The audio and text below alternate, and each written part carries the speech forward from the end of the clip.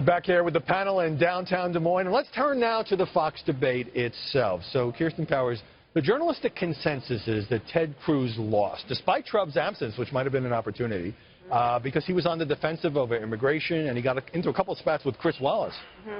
Right, and I also think that he just, and I said this a little bit earlier, I think that Ted Cruz is best when he has Donald Trump as a foil, and somebody that he can really show his debating skills, and in the last debate sort of got under Trump's skin, which we haven't seen anybody else do. And so in a weird way, having Trump not there, which should have given him an opportunity, actually hurt him.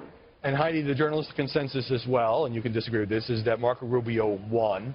But he was also on the defensive part of the night over immigration, and he was also the subject of the video montage, which Cruz also got, showing a series of shifting statements on the subject of illegal immigration.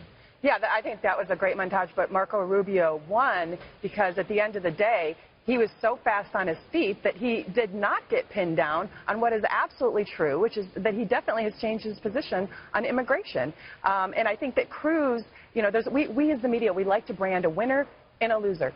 And even though Marco Rubio may have not been the most victorious winner, Ted Cruz was the loser, if you saw like the Des Moines Register headline the next day. And so Marco Rubio, you know, Trump wasn't there. Marco Rubio is the guy who's the next, you know, highest in the polls, and he got a lot of airtime. He became the winner. Right. You know, this is really getting nasty. I was just handed this. So Neil Cavuto did an interview with Senator Rubio. It's going to air in a special at 1 p.m. Eastern today, special edition of Your World, in which Rubio is complaining about a new Ted Cruz ad. It happens to be on Cap and Trade, and he says the ad is, frankly, quite deceitful. So it's really getting up there. Now, as far as the way the winners and losers things play, I think this was a hard debate to pick winners and losers. A lot of people said Jeb Bush had a great night. Right.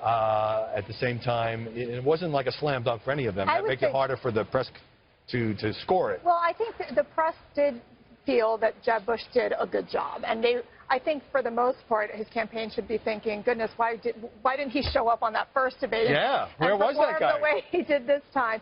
So, but again, the press is covering it as Rubio has the momentum here in Iowa. It's clearly with that whole sort of... Even though he's in third place. But his strategy of really honing in on his faith and Jesus being his savior, and really that is something that they're looking at as, you know, based on crowds and enthusiasm, that Rubio is doing very well in Iowa and a strong third to maybe second place. I should mention the gold standard Des Moines Register poll, which just came out last night. Trump with a 5-point lead over Cruz, 28 to 23%. On the Democratic side, we'll talk about later, Hillary with a 3-point lead over Bernie Sanders. That's pretty tight.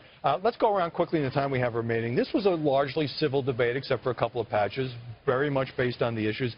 And then some journalists said, well, it was tepid, well, it was vanilla. Has Trump changed the rules of the game so that people now want, you know, the kind of more raucous reality TV version? Yes. I mean, if you look at the Twitter postings, again, like the social media barometer was that even though Trump wasn't there, he was getting the most mentions on Twitter. And even though he didn't have the audience either, like you said, like he had like 2.7 million viewers, Fox had like way more, people were kind of missing that. Even Jeb Bush at a certain point seemed as if he was missing Trump. And this morning, even Donald Trump was saying how incredibly powerful Twitter and Facebook has been in his campaign, his ability to drive the message. And that has worked incredibly well for Trump. It's like he has his own television station. Well, I feel like he should, if this presidential gig thing doesn't work, he should buy his own news organization and call it Through Trump's Eyes Only. And I think that could actually work for him. My name for that channel would be Huge News. All right.